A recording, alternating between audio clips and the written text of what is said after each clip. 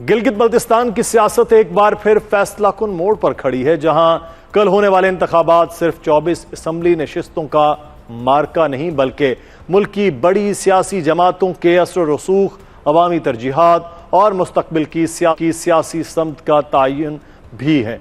बर्फपोश पहाड़ों और कुदरती हुस्न से मालामाल इस खित्ते में गुज़श्ता 2 माह के दौरान इंतखाबी सरगर्मियां बतदरीज उरूज पर पहुंचती रहीं। ताहम आखिरी हफ्ते में सियासी दर्जा हरारत गैर मामूली तौर पर बढ़ गया, जब कौमी सतह की क़यादत ने खुद इंतखाबी मैदान संभाल लिया। पाकिस्तान पीपल्स पार्टी के चेयरमैन बिलावल भुट्टो जरदारी और आसिफा भुट्टो जरदारी ने मुसलसल इंतखाबी मुहिम चलाकर कारकुनों में जोश पैदा करने की कोशिश की, जबकि मुस्लिम लीग नून के कायद नवाज शरीफ ने भी गिलगित का दौरा करके अपनी जमात के उम्मीदवारों की हिमायत में सियासी वजन डाला। दूसरी जानिब पाकिस्तान तहरीक इंसाफ एक मुख्तलिफ नौइयत के इंतखाबी सूरत हाल का सामना कर रही है। पार्टी क़यादत मुसलसल ये मौक़िफ़ इख्तियार कर रही है कि उसे इंतखाबी अमल में यकसा मौक़े मयसर नहीं आए, जबकि उसके उम्मीदवार मुख्तलिफ इंतखाबी निशानात के साथ आज़ाद हैसियत में मैदान में मौजूद हैं। दिलचस्प अमर यह है कि इस इंतखाबी मार्के में सिर्फ नशिस्तों की जंग नहीं लड़ी जा रही, बल्कि आइनी हुकूक, वसाइल की तकसीम, सूबाई इख्तियारात, तरक्याती मंसूबों और गिलगित बल्तिस्तान के मुस्तकबिल के सियासी तशख़्ख़ुस पर भी बहस जारी है। मुस्लिम लीग नून ने बड़े मालियाती और तरक्याती दावों पर मुश्तमिल बाकायदा मंशूर पेश किया है, जबकि पीपल्स पार्टी हुकूक और ज़मीनों की मलकियत जैसे बुनियादी मुतालिबात को अपनी मुहिम का महवर बनाए हुए है। इसी दौरान तहरीक इंसाफ और इससे अलग होने वाली सियासी धड़ों के दरमियान मुकाबला भी कई हलकों में दिलचस्प सूरत हाल पैदा कर रहा है। 250 से जायद आज़ाद उम्मीदवारों और 18 सियासी जमातों की मौजूदगी ने इंतखाबी मंजरनामे को मजीद पेचीदा बना दिया है। अब नजरें पोलिंग के दिन और इसके बाद आने वाले नताइज पर मरकूज हैं, जो न सिर्फ गिलगित बल्तिस्तान की आइंदा हुकूमत का तयन करेंगे, बल्कि ये भी वाज़े करेंगे कि इस अहम खित्ते की आवाम ने तरक्याती वादों, सियासी बयानियों और आइनी मुतालिबात में से किस रास्ते को अपनी तरजीह बनाया है। इस सूरत हाल पर बात करेंगे।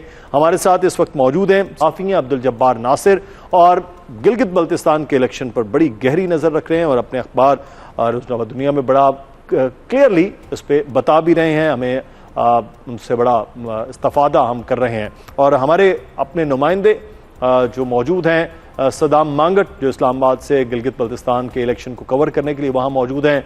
सदाम से भी वहाँ की सूरत हाल जानेंगे। आप दोनों अहबाब का बहुत शुक्रिया।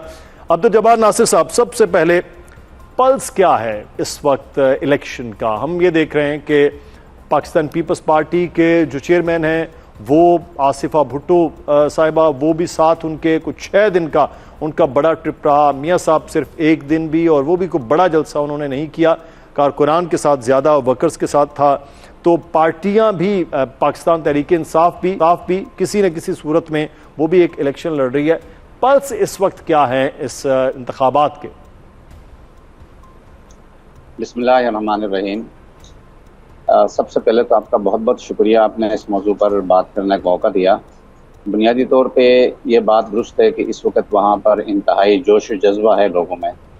इसकी वजह यह भी है कि ये मौसम इंतखाबात के हवाले से इंतहाई अहम है, क्योंकि इस मौसम में लोगों के बेशतर तादाद वहाँ पर मौजूद होती है।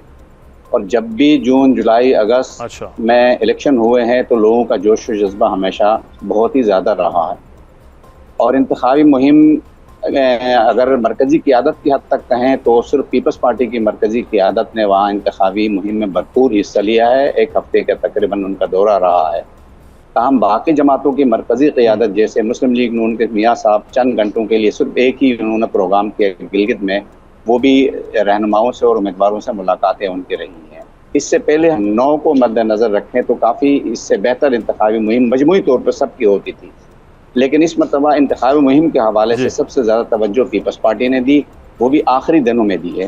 तो इस हवाले से लोगों में जोश और जज्बा अच्छा है, बहुत ही ज़्यादा मुतहर्रिक है। मजमूई तौर पर गिलगित बल्तिस्तान में जब भी इलेक्शन होता है तो क्योंकि गाँव सतह पर या इलाकाई सतह पर तकरीबन निचली सतह तक का जो है ना इलेक्शन होता है, तो लोग काफ़ी मुतहर्रिक होते हैं, निचली सतह तक मुतहर्रिक होते हैं और हर आदमी तकरीबन वहाँ मुतहर्रिक होता है। तो वहाँ इंतहाई तहरीक है लोगों में, और तकरीबन सूरत हाल भी किसी हद तक अब वाज़ेह होकर सामने आ गई है अगरचे हातिमी नताइज तो पोलिंग के दिन ही पता चलेगा क्या होगा, लेकिन जो सूरत हाल वाज़ेह हो जाती है, किसी हद तक अब पोजीशन भी तकरीबन कंफर्म हो चुकी है।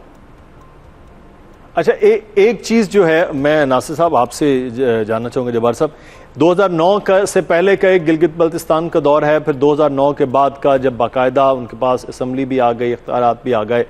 अब होता यह रहा कि पाकिस्तान पीपल्स पार्टी ने इलेक्शन जीता, फिर उसके बाद पाकिस्तान मुस्लिम नून ने इलेक्शन जीता, फिर पाकिस्तान तहरीक इंसाफ ने जीता, अब ये चौथा इलेक्शन है। मरकज़ में यानी इस्लामाबाद में जिसकी हुकूमत होती है, तकरीबन वो हुकूमत वहाँ बन जाती है गिलगित बल्तिस्तान में। क्या इस बार भी कुछ ऐसा ही ट्रेंड है या चीज़ें इस बार कदरे मुख्तलिफ होंगी? देखिए, इसमें दो चीज़ें बड़ी अहम हैं। ये बात उमूमी तौर पर अच्छे खासे तजिया निगार भी यही कहते हैं, लेकिन मैं कुली तौर पर इससे इत्तफाक नहीं करता। जुज़वी तौर पर मैं कह सकता हूँ कि वफाक इसमें असरअंदाज होता है।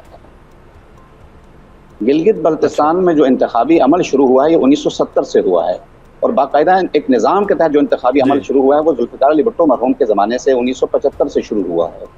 और उससे पहले ये मशावरती कौंसिल थी, उन्होंने नार्दर्न एरियाज कौंसिल बनाया। फिर 1994 में मोहतरमा बेनज़ीर भुट्टो साहिबा के ज़माने में पहली मरतबा यहाँ जमाती इंतखाबात का सिलसिला शुरू हुआ है। और उसके बाद हम देखें तो हमेशा जो है ना वहाँ पर लोग मुतहर्रिक रहते हैं और अच्छे अंदाज में वहाँ के काम करते हैं। तो इंतखाबात में ऐसा नहीं, मिसाल आपको मैं बता रहा हूँ, 1994 में पीपल्स पार्टी क्योंकि पहली जमात है जिसका बहुत ज़्यादा असर रसूख वहाँ मौजूद है, आज भी मौजूद है, पहले भी था। उसके बाद जड़ें थोड़ी पकड़ ली नून लीग ने, नून लीग का भी अच्छा असर रसूख है। फिर 2020 के बाद तहरीक इंसाफ की भी जड़ें अब वहाँ पर आ गई हैं, 2020 में हुई हैं। आपको जो लोग ये कहते हैं कि जहाँ मरकज़ जिसकी हुकूमत होती है वहाँ उसी की हुकूमत, ऐसा नहीं है। 1994 में जो पहला जमाती इंतखाब हुआ था मोहतरमा बेनज़ीर भुट्टो मरहूमा के ज़माने में, उस इंतखाबात में अगरचे मुस्लिम लीग नून बहुत निचली सतह पे वहाँ पे तहरीक जाफरिया काफ़ी मुतहर्रिक हुआ करती थी, तो वहाँ ज़्यादा सीटें तहरीक जाफरिया को मिली थी और पीपल्स पार्टी दूसरे नंबर पे रही थी मजमूई तौर पर। और ये दोनों तकरीबन एक आध सीट के फ़र्क से थे। फिर और ये भी मरकज़ में हालांकि पीपल्स पार्टी की हुकूमत थी। फिर 99 में आ जाएं तो 99 नवंबर में जो इलेक्शन हुआ था वो मुशर्रफ साहब के ज़माने में इलेक्शन हुआ था। उस मुशर्रफ साहब के ज़माने के इलेक्शन में वहाँ एक फ़ौजी हुकूमत थी, यानी एक फ़ौजी हुकूमत के ज़माने में भी वहाँ पर जो नून लीग है वो तकरीबन मेजॉरिटी बड़ी पार्टी बन के सामने आई थी। और उसके बाद तहरीक जाफरिया थी, जो हुकूमत साजी की थी वो तहरीक जाफरिया और नून लीग ने मिल के की थी। 2002 अब्दुल जब्बार नासिर साहब, हम ये कह सकते हैं कि ये जरूरी नहीं है कि जो विफाक में होगा वही इलेक्शन जीतेगा, ये जरूरी नहीं है कि मतलब सही। अगली मिसाल भी मैं आपको दे दूं, 2002 में जो इंतखाबात हुए थे उन इंतखाबात में पीपल्स पार्टी बड़ी भारी अक्सरियत से यानी सबसे बड़ी पार्टी बनकर उभरी थी। उसको बड़े टेक्निकल तरीके से जो है ना, जो हुकूमती जमात थी काफ लीग, उसको सिर्फ 2 या 3 सीटें मिली थी और पीपल्स पार्टी 10 सीटें उसके साथ ले। बड़ा टेक्निकल तरीके से, कानूनी तरीके से जो पीपल्स पार्टी को जो है ना पीछे करके पीपल्स पार्टी को पीछे करके काफ लीग को आगे किया गया है। उसके बाद फिर 2009 में पीपल्स पार्टी जो है ना वहाँ पर मरकज में पीपल्स पार्टी के थोड़ा फास्ट फॉरवर्ड बहुत ज्यादा है उसके